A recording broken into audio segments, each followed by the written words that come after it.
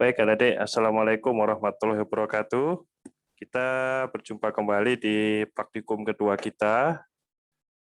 Untuk pertemuan kedua ini, saya akan bahas dua video. Yang video pertama ini adalah tentang NetBeans, sebelum kita lanjutkan ke implementasi kelas objek di dalam dunia game ya. Tapi kita akan bahas dulu tentang kelas dan objek di pemrograman biasa ya. Baik, supaya adik-adik paham konsepnya. Nah, kita buat dulu di project yang kemarin yaitu UUP online ya. Sekarang kita buat package baru. Package barunya ambil aja namanya pertemuan 2 ya. Lalu kita bikin sebuah kelas.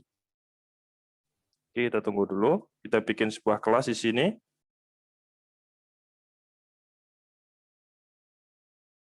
New class ya. Kita bikin Java class.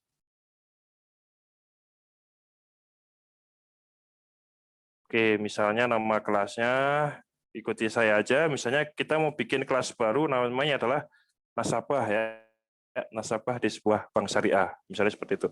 Lalu kita finish.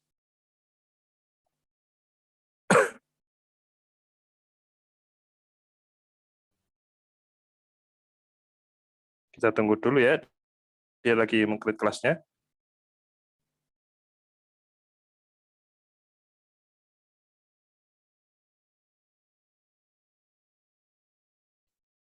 Nah, kalau sudah, sekarang ini ceritanya gini, kita seperti yang saya terangkan di teori kemarin ya, bahwa pemrograman orientasi objek itu dia punya 3 fase ya.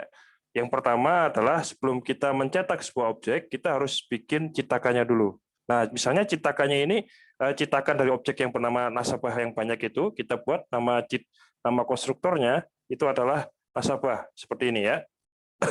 Nah, berikutnya setelah itu kita buat dulu fase pertamanya ya. Fase pertamanya itu adalah kita membuat cetakan ya. Nah, kalau kita kaitkan dengan teori yang kemarin bahwa sebuah cetakan itu terdiri dari 2 hal. Yang pertama adalah konstruktor untuk atribut sama konstruktor untuk metode ya. Oke, kita buat dulu yang pertama yaitu konstruktor untuk atribut ya. Di mana nasabah ini punya atribut berupa nomor rekening, nama sama saldo ya. Oke, kita copy dulu dari sini. Nah, ini awalnya kita buat dulu deklarasi dari atribut instannya ya. Kita buat dulu deklarasi dari atribut instannya seperti ini. Misalnya si nasabah tadi punya atribut namanya nama, nomor rekening sama saldo ya. Oke, nah setelah itu kita akan bikin konstruktor atributnya. Jadi ini namanya adalah atribut instance, yaitu atribut variabel instance, yaitu variabel yang akan kita gunakan sebagai atribut dari si nasabah tersebut. Nasabah punya nama, norek sama saldo ya. Oke, misalnya kita bikin dulu di sini atributnya. Ini adalah konstruktor ya, citakan, tapi citakan khusus untuk atribut. Di mana si nasabah tadi yang dia itu dalam satu kelas nasabah, tapi antar nasabah itu punya pembeda yang membedakan dia dengan nasabah yang lain, yaitu apa? Nama yang berbeda ya, nomor rekening sama saldo. Nah, itu adalah sesuatu yang berbeda di sini ya, yang bisa membedakan dia dengan yang lain. Nah, ini kita buat dulu adik. Kalau kemarin saya jelaskan bahwa yang namanya objek itu punya 2 hal, yaitu atribut ya sama metode ya. Nah, ini kita baru bikin atributnya. Jadi nasabah tadi punya nama, norek sama saldo. Nah, misalnya sekarang kita bikin lagi ya. Kira-kira kalau nasabah di bank itu punya metode apa aja? Dia bisa melakukan apa aja ya. Misalnya dia bisa melakukan transfer ya. Bisa melakukan transfer, dia juga bisa menerima transfer uang dari yang lain ya. Atau dia mungkin bisa juga mengecek saldonya sendiri ya. Bisa ya. Oke, misalnya kita bikin 3 metode. Yang pertama adalah metode untuk mengecek saldonya sendiri ya. Oke, kita lihat dulu. Misalnya saya buat ini ya, public void check saldo. Nah, ini yang namanya adalah, kalau ini adalah konstruktor untuk atribut, maka ini adalah konstruktor untuk metode yang namanya adalah cek saldo. Nah, metode ini fungsinya adalah kalau misalnya dia dipanggil, si metode cek saldo ini dipanggil, maka dia akan disuruh untuk mengerjakan, untuk mencetak nama, nomor rekening, sama saldo ya. Ini kalau dia dipanggil ya. Oke, misalnya apa lagi nih metode yang bisa dilakukan nasabah? Metode yang bisa dilakukan nasabah misalnya adalah mengirimkan saldo ya dari saldonya ke saldo yang lain. Oke, boleh ya. Misalnya kita buat lagi di sini. Kita buat misalnya sekarang terima saldo ya. Setor uang. Nah, ini ya.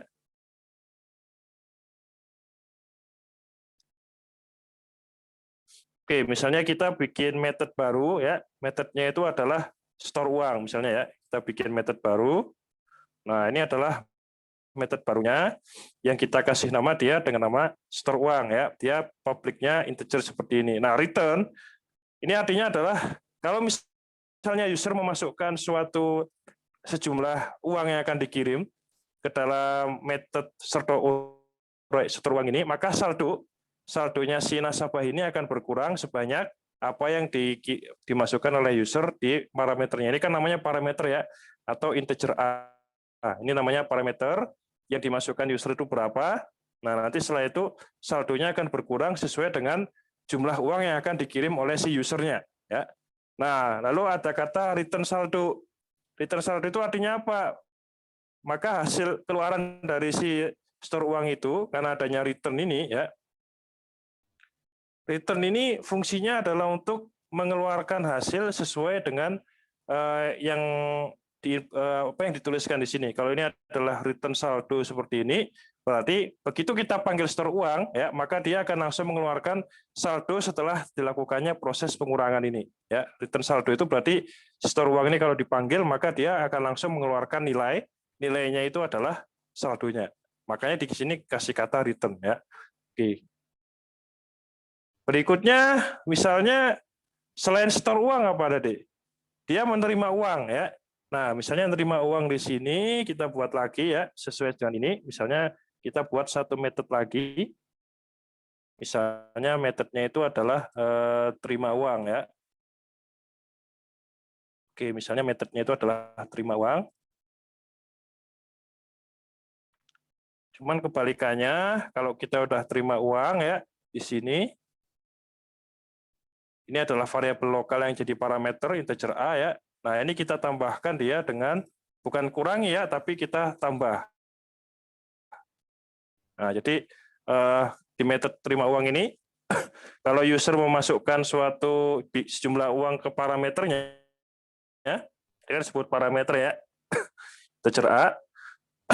Nah, maka dia akan langsung ke sini ya, saldonya akan bertambah sesuai dengan apa yang diinputkan oleh user. Nah, di sini lalu ada return saldo ya. Tadi saya bilang bahwa return saldo itu dia akan si terima uang ini kalau dipanggil ya, maka dia akan langsung mengeluarkan nilai yaitu saldo yang setelah dilakukan proses penjumlahan. Oke. Nah, ini tadi kita baru masuk fase pertama dari OOP ya.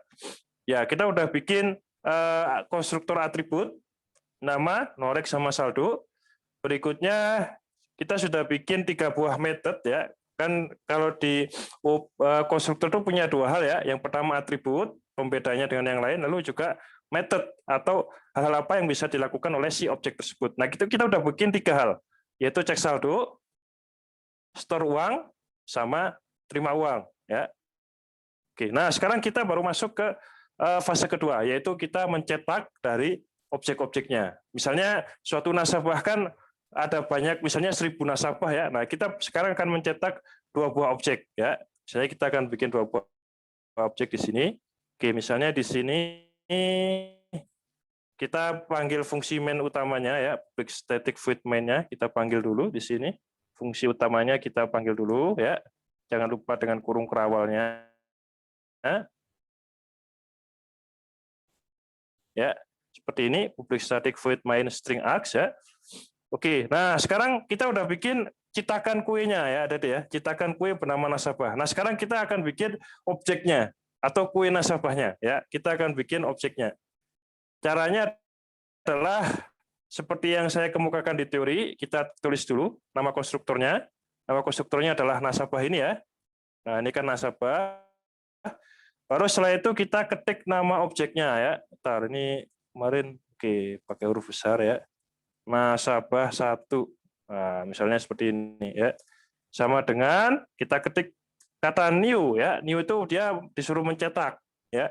Nah, new kita ketik lagi di sini nasabah. Nah, sekarang kita udah panggil konstruktornya, yaitu konstruktor nasabah tadi ya. Nah, nasabah tadi kan punya atribut ya, atribut nama, atribut norek sama atribut saldo ya. Nah, kita buat di sini nama. Misalnya namanya adalah Ani. Ya, misalnya Anita deh ya. Anita. Lalu apalagi nih, dia punya nomor misalnya nomor rekeningnya dia kan tipenya adalah integer ya. Oke, kita buat aja nomor rekeningnya 123 ya. Lalu setelah itu di sini misalnya saldonya adalah dia saldonya baru hanya 5 juta. Oke, nah kalau seperti ini itu artinya kita sudah mencetak nasabah yang namanya adalah Anita. Oke, misalnya kasih aja nama saya deh, Rizal. Oke. Nah, misalnya kita mau bikin objek baru lagi tadi, objek baru lagi berdasarkan dari si nasabah ini. Bisa ya. Misalnya kita bikin objek baru lagi, kita bikin nasabah, lalu kita bikin nama objeknya misalnya nasabah 2 ya. Sama dengan kita panggil lagi ya dengan kata new. New itu akan sering kita gunakan di OOP. New itu artinya dia disuruh mencetak objek berdasarkan konstruktornya. Nah, kita bikin konstruktornya cetakannya apa? Nasabah ya. Oke, kita panggil nasabah. Misalnya objek yang kedua ini kita kasih nama misalnya istri saya, Ina. Dia punya nomor rekeningnya adalah 100 misalnya ya. Nah, lalu setelah itu kita tekan dia misalnya si Ina itu baru punya 3 juta. Oke. Nah, misalnya seperti ini tadi ya. Ini berarti kita sudah membuat 3 buah objek ya, yaitu objek yang namanya adalah nasabah 1 sama nasabah 1 sama objek namanya nasabah 2. Nasabah 1 itu punya keterangan dia namanya adalah Rizal ya. Lalu nomor rekeningnya 123, saldonya 5 juta.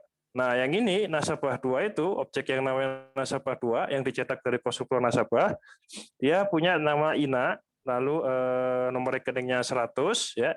Lalu saldonya sebanyak dia 3 juta. Nah, ceritanya sekarang setelah kita masuk fase pertama ini, fase pertama pembentukan objek ya. Lalu ada fase kedua yaitu fase pertama itu pembuatan konstruktor ya. Ini pembuatan konstruktor. Fase kedua itu adalah pembentukan objek. Nah, baru setelah itu kita bisa operasikan objeknya. Kita bisa gunakan objeknya melalui software yang akan kita buat. Ceritanya di sini kita mau bikin software untuk apa nih? Kita mau bikin software untuk proses IATM. Jadi misalnya seseorang mengirimkan nomor rekeningnya ke nasabah 2 dan juga sebaliknya ya. Oke. Misalnya di sini saya sudah siapkan softwarenya. Dari tinggal ketik aja ya. Oke, ini jangan lupa nih objek inputnya ya. Nah, ini saya lupa tadi ya.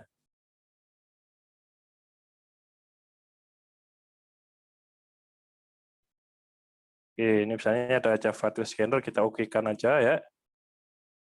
Sampai dia muncul di sini.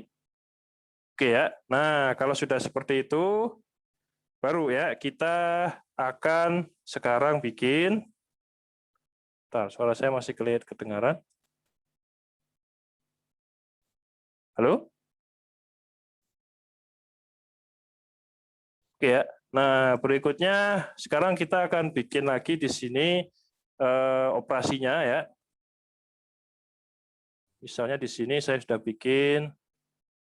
Oke, misalnya dari sini dulu deh. Nasabah 1 cek saldo, nasabah 2 cek saldo ya.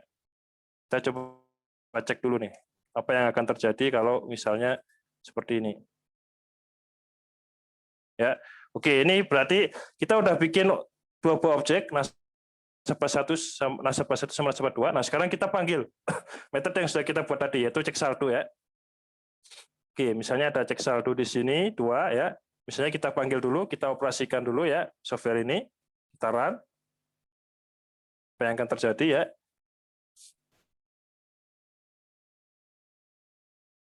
Kita tunggu dulu.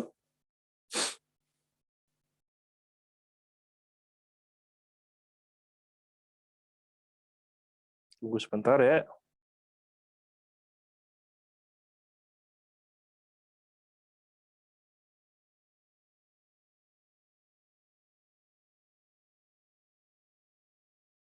Nah, di sini keluar ya tentang nama pemilik rekeningnya Rizal, nomor rekeningnya 123, saldo rekening saat ini 5 juta ya.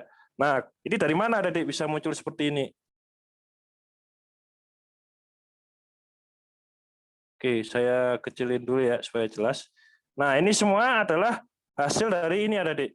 Nasabah 1 cek saldo sama nasabah 2 cek saldo. Kenapa bisa keluar seperti ini, Pak? Nah, misalnya ada pertanyaan seperti itu ya. Karena dia menjalankan metode ini, metode cek saldo.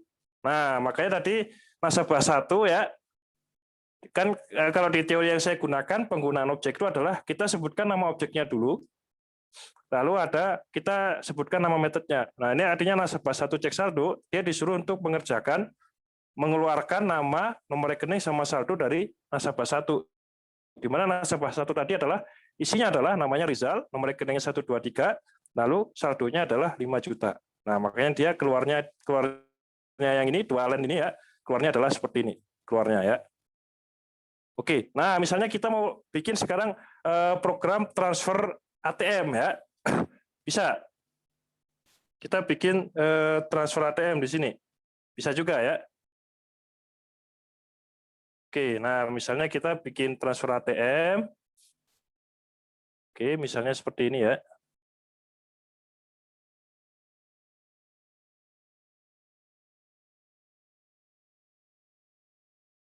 Oke, ini saya upload dulu.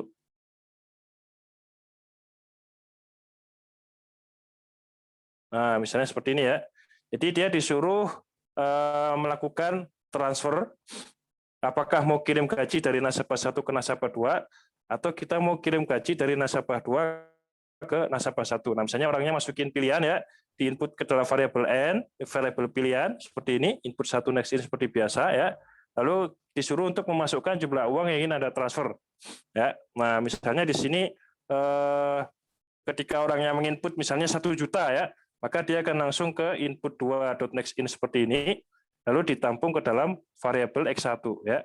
Nah, akhirnya dia akan mengeluarkan saldo nasabah setelah transfer jumlah X1. Oke, misalnya di sini kita buat operasi pertama ya.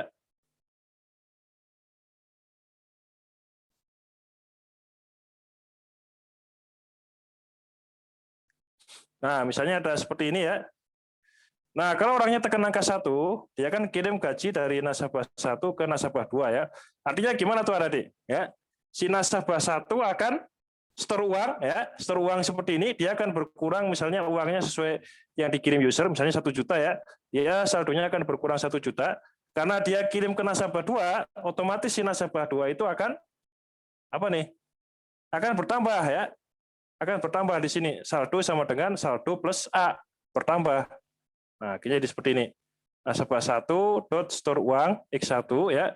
Nasabah 2 dot terima uang X1. Ini artinya ya tadi nasabah 1 kurang, misalnya dia si nasabah 1 itu kirim 1 juta ke nasabah 2 ya. Nah, nasabah 1 itu akan berkurang uangnya sebanyak 1 juta karena ada metode nasabah 1 dot store uang seperti ini ya. Dan nasabah berikutnya, nasabah yang kedua, dia justru akan bertambah uangnya. Nah, akhirnya nasabah 2 dot terima uang X1 ya. Kalau sebaliknya gimana, Pak? Nah, misalnya sebaliknya itu adalah kita gunakan else if lagi ya.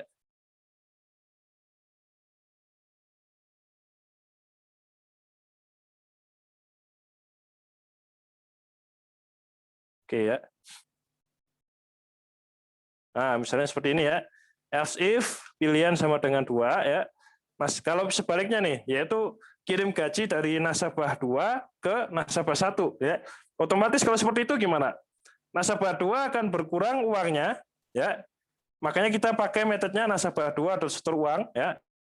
Yaitu berkurang uangnya, misalnya dia kirim 2 juta ya. Maka nasabah 2 akan berkurang uangnya 2 juta.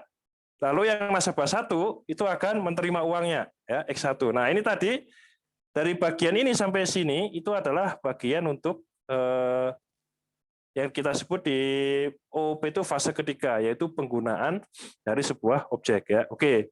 Nah, setelah itu misalnya kita disuruh untuk cek saldo ya, boleh ya. Kita pakai cek saldonya ini.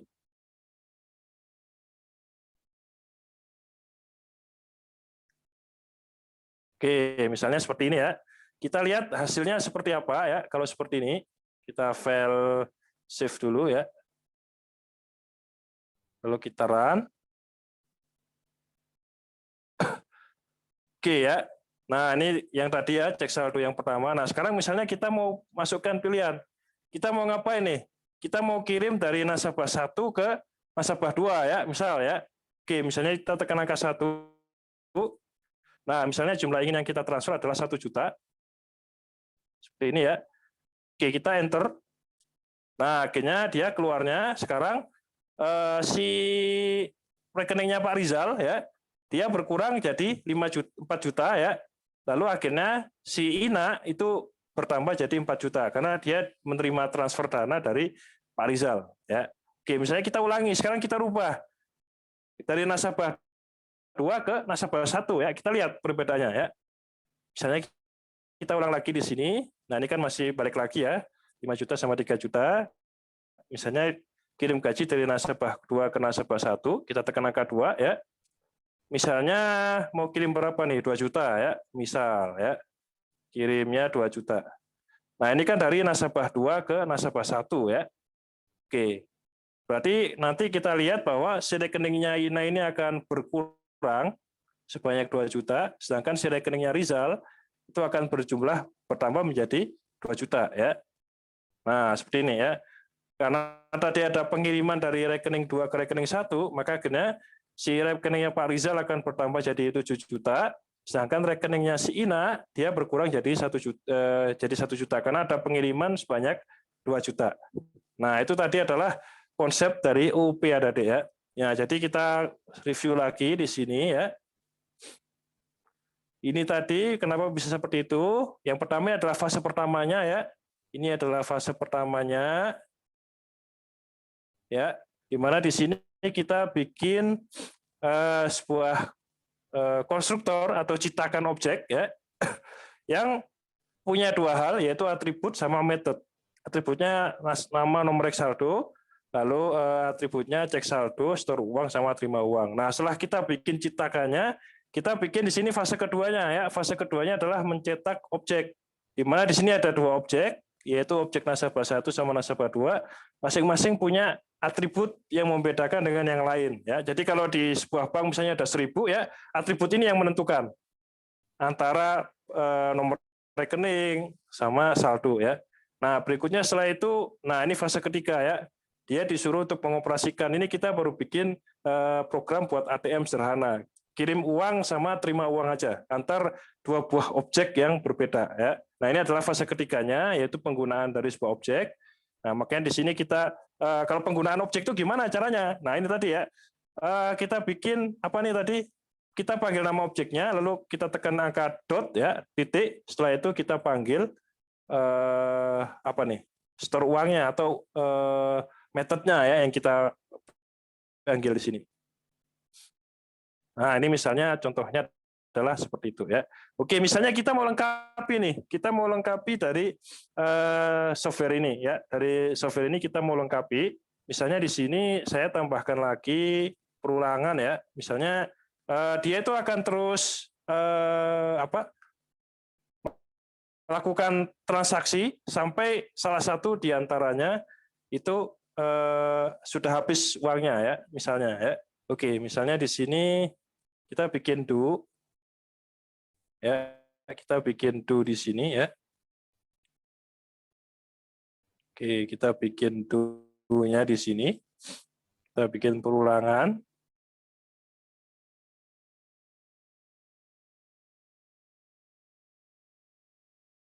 Oke, do-nya kita tambahkan do lagi di sini ya.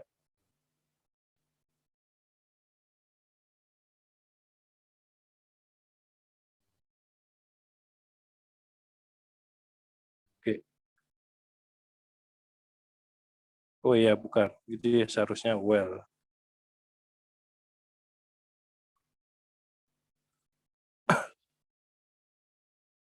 Baik, kita bikin di sini. while-nya.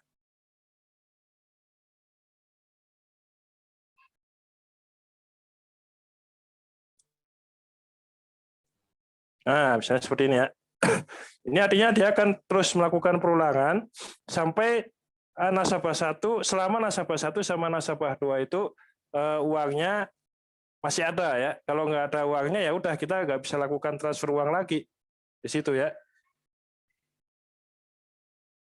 Nah, ini setelah itu dia kalau misalnya uangnya sudah habis ya akan mengeluarkan kata maaf Anda tidak lakukan transfer lagi karena saldo Anda sudah habis. Nah, yang paling penting adalah kita perhatikan dulu ini ya tadi ya. Nasabah 1 saldo bisa dari 0 ya. Artinya ini apa? Nasabah 1 saldo lebih besar dari 0. Jadi dia memanggil objeknya, lalu juga memanggil atributnya. Jadi bukan hanya method yang bisa dipanggil tadi, tapi atribut juga bisa dipanggil. Ya, nasabah 1 saldo lebih besar dari 0 sama nasabah 2 saldo lebih besar dari 0. Selama dua-duanya ini masih ada uangnya ya, maka masih bisa terjadi transfer uang. Kalau nggak bisa ya nggak bisa seperti itu ya. Oke. Nah, sekarang kita coba ya di sini kita coba lagi. Kita run program kita ya. File, save. Oke, kita run lagi program kita. Ya, misalnya kita masukin pilihan Anda ya, misalnya 1 ya. Jumlah ingin yang ditransfer misalnya 1 juta. Ya, dia nambah lagi ya. Kita coba terus Adik-adik ya. Sampai ini kita ulangi lagi deh.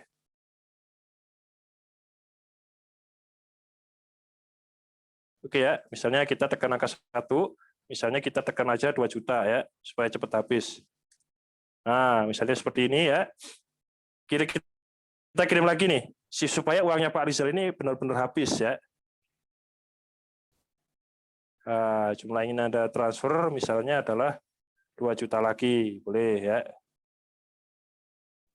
Oke, masih ada sisanya dia ya. Pak Rizal masih ada sisa 1 juta misalnya. Kita mau kirim lagi.